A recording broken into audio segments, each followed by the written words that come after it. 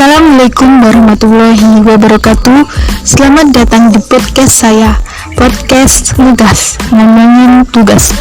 Untuk kalian semua, dimanapun kalian berada dan kapanpun kalian berada, tetaplah menyaksikan podcast saya. Sebelumnya, pasti kalian sudah tahu apa yang dimaksud dengan media pembelajaran dan sumber belajar. Mungkin itu semua tidak asing di telinganya kalian semua. Apa itu media pembelajaran? Apa itu sumber belajar?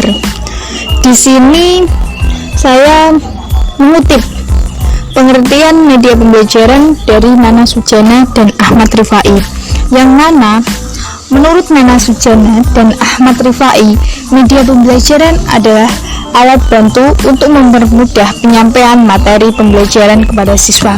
Sedangkan menurut saya mungkin media pembelajaran itu bisa dikatakan sebagai alat bantu guru dalam melakukan pembelajaran. Mungkin masih berkaitan ya dengan pengertian Nana Sujana. Dan media pembelajaran itu mempunyai banyak tujuan, diantaranya yaitu mempermudah proses belajar di kelas. Selain itu, ada meningkatkan efisiensi proses pembelajaran,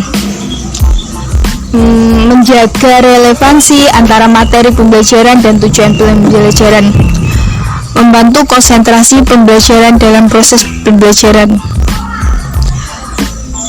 Sedangkan media pembelajaran itu sendiri juga mempunyai manfaat, yang mana manfaatnya itu sebagai pengajaran akan lebih mudah menarik perhatian siswa.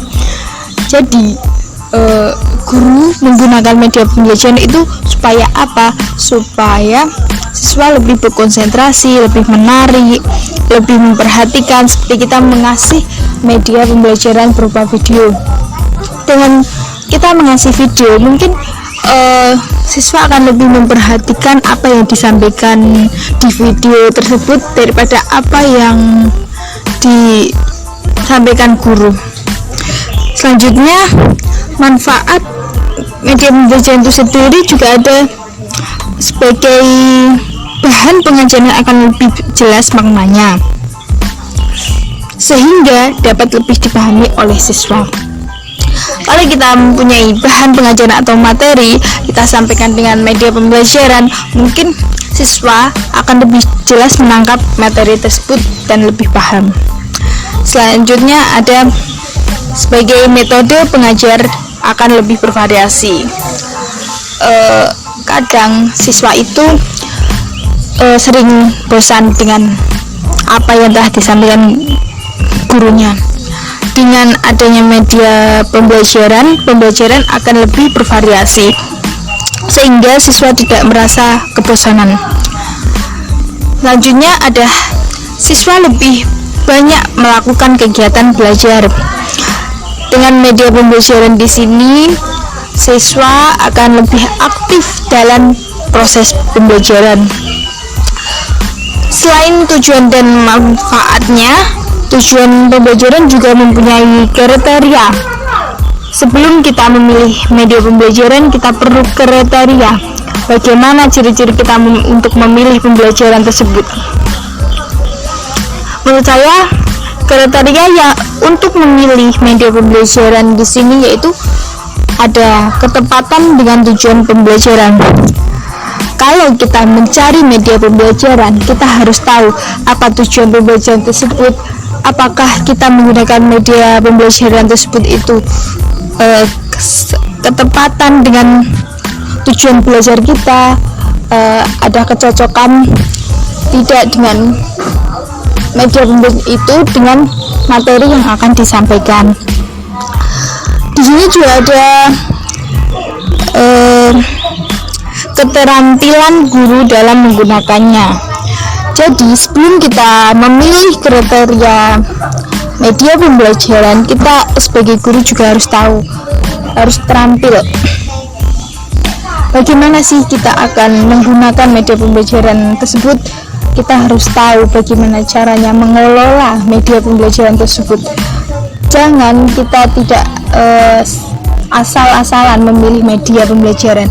Kalau nanti kita sebagai guru asal-asalan memilih media pembelajaran, mungkin di tengah-tengah pembelajaran kita tidak tahu akan adanya kendala, sehingga kalau guru tidak punya keterampilan, mungkin pembelajaran tersebut tidak akan berhasil, tidak akan sesuai dengan tujuan pengajaran. Selanjutnya, tersedia waktu untuk menggunakannya. Guru harus mempunyai strategi pembelajaran.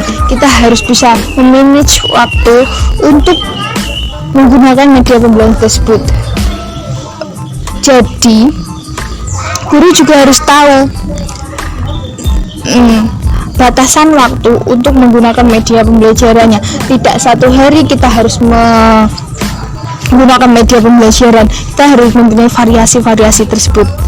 Selanjutnya, sesuai dengan taraf berpikir siswa. Untuk memilih media pembelajaran tersebut, kita harus tahu sebesar apa kemampuan atau potensi siswa. Kalau kita tidak mengetahui taraf berpikir siswa, mungkin kalau kita langsung memilih media pembelajaran tersebut, pembelajaran tersebut tidak akan berjalan dengan baik. Karena apa? Karena siswa tidak bisa dengan menggunakan media tersebut. Akhirnya tujuan pembelajaran tidak tercapai. Di sini juga ada jenis-jenis media pembelajaran, yang mana media pembelajaran tersebut ada 3, yaitu jenis media pembelajaran visual, audio, dan audiovisual. Yang dimaksud visual di sini seperti media gambar, media bagan, media cut atau media kartun, dan masih banyak lagi sih. Sedangkan media audio berarti yang tidak ada gambar, seperti kita bisa menggunakan media untuk menyampaikan materi, bisa dari radio, kaset, dan sebagainya. Kalau audiovisual itu bisa menggunakan video, TV, film, dan banyak lagi. Untuk selanjutnya yaitu sumber belajar. Sumber belajar adalah semua sumber belajar, baik berupa data, orang, dan wujud tertentu yang dapat digunakan oleh peserta didik dalam belajar, baik secara terpisah maupun secara terkombinasi, sehingga mempermudah peserta didik dalam mencapai tujuan belajar atau mencapai kompetensi tertentu. Kutipan ini saya ambil dari Iskandar. Sumber belajar sendiri mempunyai klasifikasi, yang mana terdapat pesan, orang, bahan, alat, teknik, dan lingkungan. Sumber belajar, macam-macam sumber belajar di sini. Terdapat sumber belajar cetak, yang mana sumber belajar cetak di sini yaitu seperti majalah, buku, brosur. Sedangkan sumber belajar non cetak seperti film, slide, video, audio. Sumber belajar berupa fasilitas. Fasilitas seperti kita ada ruangan belajar, perpustakaan, stadio, lapangan. Itu merupakan fasilitas, sumber belajar fasilitas. Kalau sumber belajar aktivitas itu seperti kita melakukan wawancara, melakukan ceramah, melakukan diskusi. Untuk sumber belajar lingkungan, ada taman, kelas, terminal, mungkin masih banyak lagi. Karena apa? Karena tidak semua kita melakukan pembelajaran itu di kelas.